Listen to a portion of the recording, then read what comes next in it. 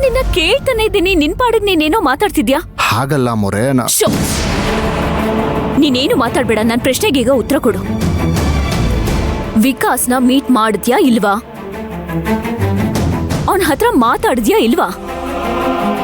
ಮಾತಾಡಿದ್ರೆ ಅವ್ನ್ ಏನ್ ಅಂತನಾದ್ರೂ ಹೇಳು. ಅದು ಅಮೋರೆ, ಅದೇನಂದ್ರೆ ನಾನು ವಿಕಾಸ್ನ ಭೇಟಿ ಆಗಕ್ ಹೋಗಿದ್ದೇನೋ ನಿಜ.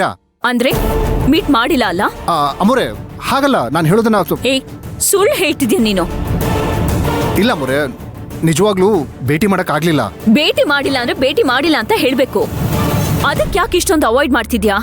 ಅದು ಹಾಗಲ್ಲ ಮೊರೆ, ಏನಂದ್ರೆ ನಾನು. ಶಂಕ್ರು, ಪ್ಲೀಸ್ ಶಂಕ್ರು, ನೀನ್ ಸುಳ್ಳು ಹೇಳ್ತಿದ್ಯಾ ಅಂತ ನನಗ್ ಚೆನ್ನಾಗ್ ಗೊತ್ತಾಗ್ತಿದೆ.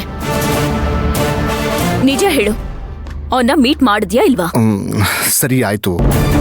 ಅದೇನಂದ್ರೆ ಅಮ್ಮೋರೆ, ನಾನು ನಿಜವಾಗ್ಲೂ ವಿಕಾಸ್ನ ಭೇಟಿ ಆಗೋದಕ್ಕಂತಾನೆ ಹೋದೆ.